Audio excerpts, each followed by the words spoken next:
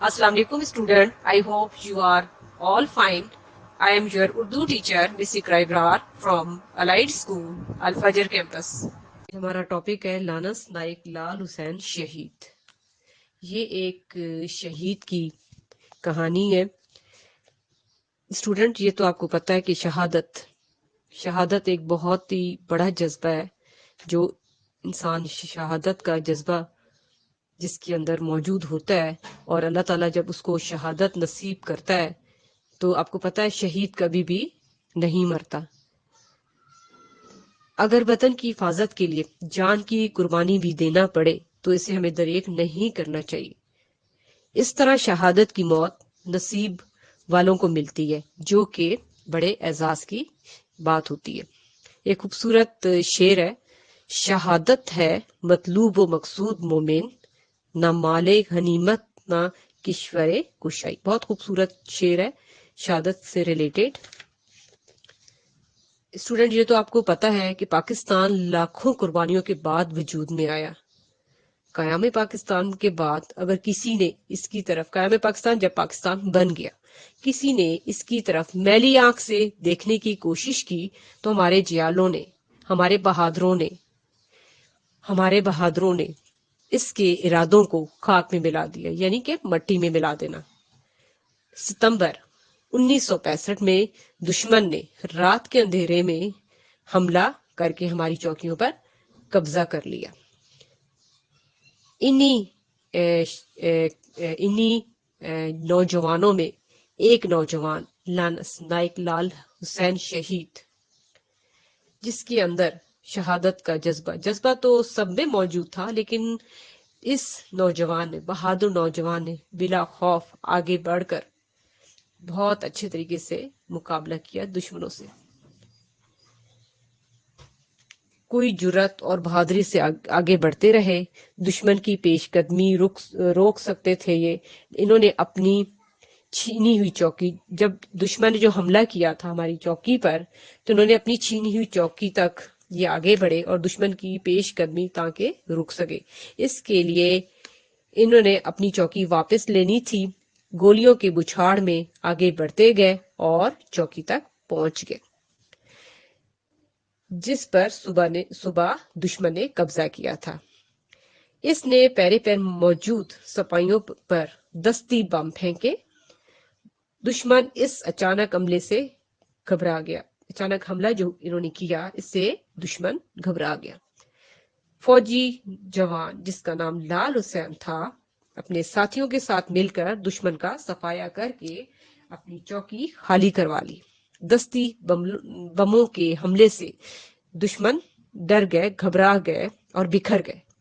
ایسے میں ایک گولی لال حسین کو بری طرح زخمی کر گئی، مگر اس بہادر جوان نے ہمت نہ ہاری. دشمن کے قدم اکھڑ گئے. لال حسین نے کہا دشمن ختم ہو گیا. زیادہ خون بہہ جانے کی وجہ سے لال حسین گر پڑے.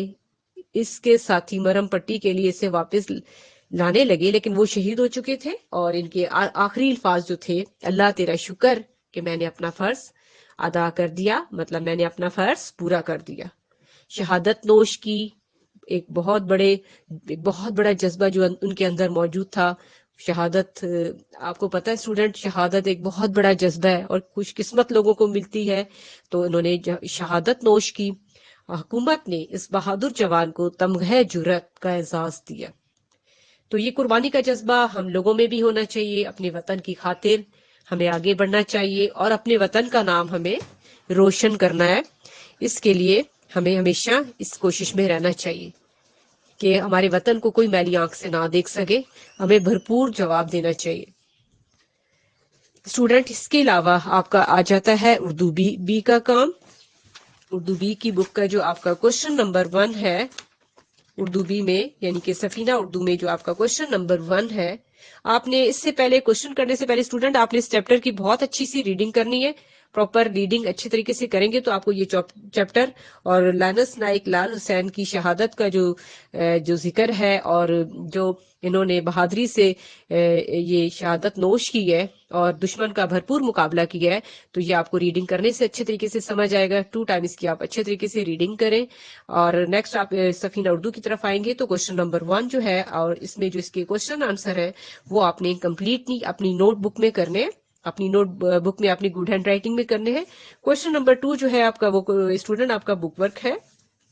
کوشچن نمبر 3 الفاظ معنی، جس میں جواں مردی، ہمت، دلیری، اس طرح کی جو الفاظ معنی ہے یہ آپ نے اپنی نوٹ بک میں گڈ ہینڈ رائٹنگ میں کرنی ہے. کوشچن نمبر 4 آپ کا جو ہے خالی جگہ پر کریں، یہ آپ کا بک ورک ہے. اور کوشچن نمبر 5 الفاظ کے واحد جمع آپ نے کاپی پہ کرنے ہیں. کوشچن نمبر 6 آپ کا درست اور غلط آپ کا بک ورک ہے. کوشچن نمبر 7 میں آپ کا ایک آپ کا درخواست، اس میں ایک درخواست ہے جو آپ نے تحریر کرنی ہے. تو وہ آپ نے درخواست ہے آپ کی کہ اپنے علاقے کے ناظم کے نام محلے کی باقاعدہ صفائی کا انتظام کرنے کی درخواست تحریر کرنی ہے. یعنی کہ اس میں آپ نے ان سے درخواست کرنی ہے کہ محلے کی صفائی کا انتظام کیا جائے. کس سے درخواست کرنی ہے آپ نے؟ یہ ایک ناظم سے کرنی ہے جو آپ کے علاقے کا ناظم ہے. ٹھیک ہے، اس سے آپ یہ کہیں گے کہ ہمارے محلے میں کیا پرابلمس ہیں اور ان پرابلمس کو دور کریں اور تاکہ ہمارا محلہ گندگی سے صاف ہو سکے اور مختلف جو بیماریاں پھیل رہی ہیں اس سے آپ بچ سکیں. تو یہ آپ نے جو خط نہیں، آپ نے جو درخواست ہے یہ آپ نے اسٹوڈنٹ لکھنی ہے کاپی پہ، نوٹ بک پہ، گڈ ہینڈ رائٹنگ میں. اس کے ساتھ ہی آپ کا یہ چیپٹر کمپلیٹ ہو جاتا ہے. اسٹوڈنٹ اردو سفینہ اردو میں ہمارا ٹاپک ہے پیج نمبر 20 پہ، اس میں معرفہ کی اقسام. اس میں معرفہ کی اقسام، اس میں جو پہلا ہے اس میں علم کے لفظی معنی علامت یا نشان کے ہیں، لیکن گرامر کی زبان میں علم سے مراد وہ مخصوص اسما ہیں جو مختلف اشخاص، آپ کو پتہ ہے شخص کی جمع اشخاص، کی پہچان کے لیے علامت کا کام دے. اس میں علم کی 5 اقسام ہیں جیسے کہ آپ نے پریویس کلاسز میں دیکھی ہیں. یہ آپ نے اس میں 5 اقسام سیپریٹ لکھنی ہے اور ایک ایک کو ایکسپلین کرنی ہے. ٹھیک ہے. نمبر 2 ہے اس میں موصول. اس میں موصول وہ اسم ہے اس سے بننے والے نامکمل جملے کے ساتھ جب تک دوسرا جملہ نہ ملائے تو اس کا مفہوم مطلب معنی واضح نہیں ہوتا. جیسے کہ اوپر کی مثالوں میں جس نے، جو کچھ، جون سا اس میں موصول ہے. نیکسٹ آپ کا اس میں ہے اس میں اشارہ. اس میں اشارہ گرامر کی ایسے الفاظ کو گرامر میں اس میں اشارہ کہتے ہیں جو جس چیز کی طرف اشارہ کیا جائے، جس طرح اس کی 2 اقسام ہیں. اس میں اشارہ قریب، جو قریب کی چیزوں کی طرف اشارہ کیا جائے وہ اس میں اشارہ قریب کہا جاتا ہے. مثلا فار ایگزامپل یہ، اس اور ان. اس میں اشارہ بعید، دور کی چیزوں کی طرف مخاطب ہونا، دور کی چیزوں کی طرف اشارہ کرنے کے لیے جو کلمہ استعمال ہوتا ہے اسے ہم اشارہ بعید کی کہتے ہیں. جیسے وہ، اس، ان. اس میں اشارہ کی قسمیں. اس میں جو پہلا اسم ہے اس میں ضمیر. اس میں ضمیر گرامر کی روح سے ایسا اسم جو کسی دوسرے اسم کی جگہ استعمال کیا جائے، جن اسموں کے ذریعے دل میں کسی شخص یا چیز کی طرف اشارہ کیا جائے اسے اس میں ضمیر کہا جاتا ہے. اسٹوڈنٹ آپ نے یہ انڈرسٹینڈ کر لیا ہوگا. اس میں ضمیر کی اس سے آگے 3 اقسام ہیں: ضمیر غائب، ضمیر مخاطب، ضمیر متکلم. ضمیر غائب یہ ضمیر اس شخص کے لیے ہوتا ہے جو ہمارے سامنے موجود نہ ہو، جیسے کہ ہم بات کریں وہ ہمارے سامنے موجود نہیں ہے، یعنی کہ غائب ہو. مثلا وہ، اس نے، اس طرح ہم اس کا ذکر کریں گے لیکن ہم اس کو وہ، اس نے اس طرح کر کے مخاطب کریں گے. ضمیر مخاطب یہ ضمیر اس شخص کے لیے استعمال کیا جاتا ہے جس سے بات کی جائے، چونکہ ہمارا مخاطب ہمارے سامنے موجود ہے. یعنی کہ جیسے ٹیچر ایک اسٹوڈنٹ سے بات کر رہی ہے فار ایگزامپل، تو ٹیچر کے سامنے وہ اسٹوڈنٹ موجود ہے اور ٹیچر اس سے بات کر رہی ہے تو ضمیر مخاطب ہے اس طرح. اس لیے اس ضمیر کو ضمیر حاضر یا ضمیر مخاطب کہتے ہیں. مثلا تو، تم، آپ. थर्ड इसका है तीसरा ज़मीर मुतकल्लम, वो ज़मीर जो बात करने वाला शख्स मुतकल्लम अपने लिए इस्तेमाल करे, मसलन मैं, हम।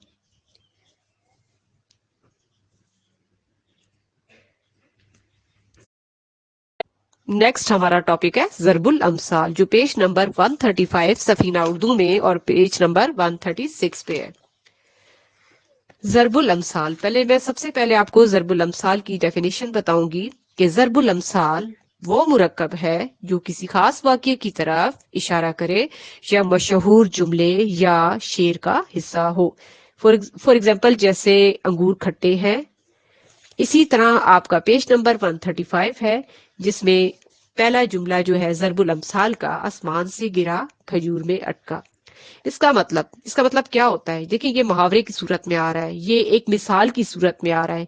जैसे कि आसमान से गिरा खजूर में अटका, एक मुसीबत से निजात मिली, यानी एक मुसीबत से निकले तो दूसरी आ पड़ी, यानी कि एक मुसीबत से निकले और दूसरी मुसीबत में चले गए, इसका ये मतलब होता है। दूसरा है आसमान का थूका मुंह पर आता है।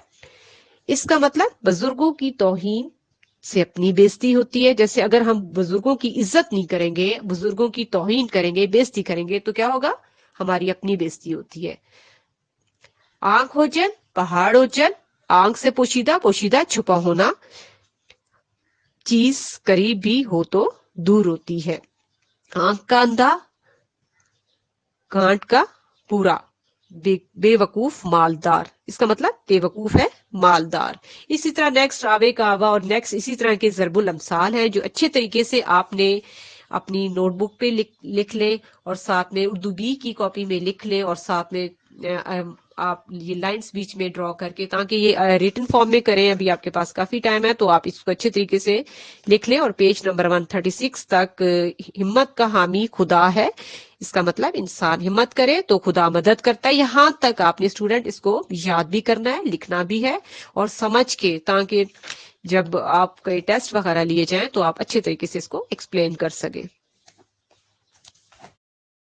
सफीना उर्दू में आपका टॉपिक है इसम की इकसाम बनावट के लिहाज से। इसम की इकसाम बनावट के लिहाज से, इसमें मस्तर, इसमें मश्तक, इसमें जामत।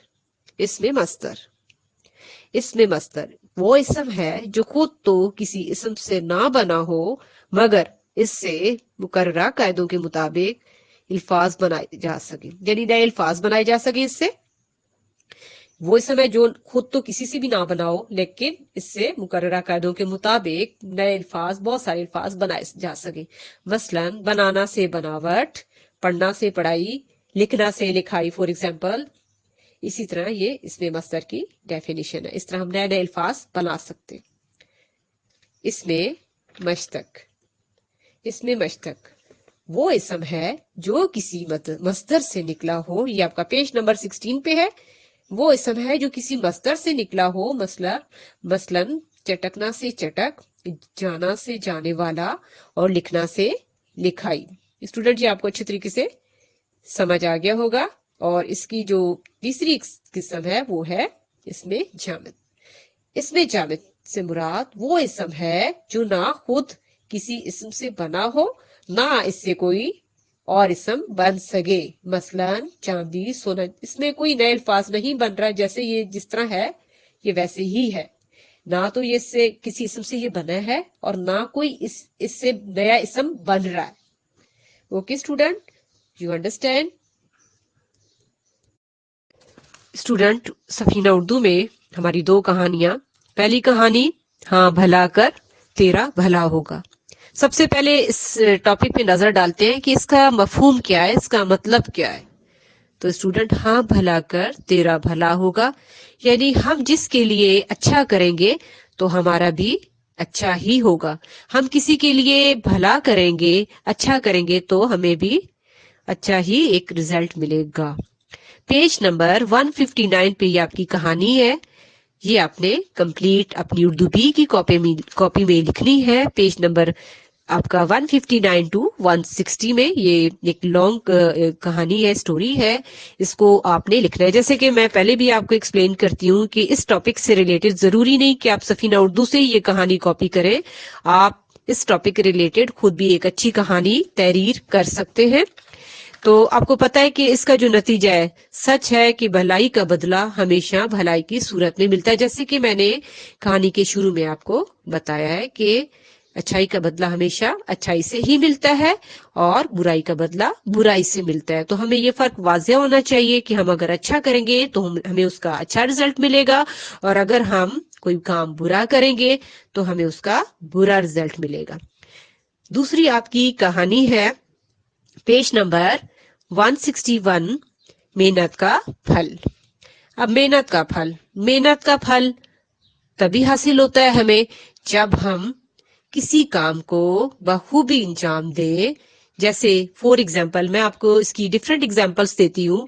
جیسے کہ ایک احسان ہے، ایک بیج جو سیڈ ہے اس کو کس طرح وہ پہلے اس کو زمین کے اندر ڈالتا ہے، پھر زمین کے اندر ڈال کر پھر اس کی وہ کس طرح لک آفٹر کرتا ہے، دیکھ بھال کرتا ہے، پھر بیج ایک پودے کی شکل میں نکلتا ہے اور ایک دم سے درخت نہیں ملتا، ایک دم سے درخت نہیں بن جاتا. دن رات صبح شام وہ محنت کرتا ہے، اس میں پانی پراپر دیتا ہے اور دھوپ اور چھاؤں کا خیال کرتا ہے. اس کی پراپر لک آفٹر سے ہی وہ پودا ایک درخت کی صورت بنتا ہے. اسی طرح کسان، آپ کو پتا ہے فصلیں، جو مختلف فصلیں اناج جو ہم کھاتے ہیں، یہ کسان کی محنت ہے. سخت دھوپ، سخت محنت، اس کے بعد وہ فصل تیار ہوتی ہے تو پھر کسان کو محنت کا پھل ملتا ہے. انڈرسٹینڈ؟ اسی طرح ہم ایک اسٹوڈنٹ کی اگزامپل لے لیتے ہیں. دیکھیں، اب جب ہم پورا سال اچھے طریقے سے محنت کریں گے، اچھے طریقے سے اپنا روز کا کام روز کریں گے، ہم نماز پابندی سے پڑھیں گے، ہم اپنی پڑھائی پراپر کریں گے، تو ہمیں اس کا صلہ، اس کا پھل، محنت کا پھل جو ہم نے محنت کی ہے تو اللہ تعالیٰ ضرور محنت کا پھل ہمیں دے گا. اور جب ہمارے ایگزامس ہوں گے تو ہم ایک اچھے نمبروں سے اچھے نمبر لے کر، پوزیشن لے کر ہم سرخرو ہوں گے. تو یہ کیا ہے اسٹوڈنٹ؟ یہ محنت کا پھل ہے. اسی طرح آپ آفس ورک دیکھ لیں، اس طرح ہم فیکٹریوں کے کام پہ نظر ڈالیں، اس طرح ہم کاریگرز کو دیکھ لیں، اس طرح ڈفرنٹ یعنی کہ کوئی کام بھی محنت کی بدولت ناممکن ہے. محنت کا پھل ضرور ملتا ہے، لیکن اس صورت میں ملتا ہے جب ہم اس کو پراپر محنت کرتے ہیں، پراپر اس کام کو بہت اچھے طریقے سے انجام دیتے ہیں، تو پھر ہمیں اس محنت کا پھل ضرور ملتا ہے. تو اسٹوڈنٹ، یہ جو کہانی ہے یہ آپ نے لکھنی ہے اردو بی کی کاپی میں، ساتھ ساتھ آپ نے یہ سارا کام یاد کرنا ہے اچھے طریقے سے. اور اس کہانی، اگر آپ کو اس ٹاپک سے ریلیٹڈ کوئی اور کہانی بھی آتی ہے تو آپ اچھے طریقے سے اس کو لکھ سکتے ہیں. اور نتیجہ اس کا یہی ہے کہ محنت کرنے والوں کو ان کی محنت کا پھل ضرور ملتا ہے. Okay student, you understand?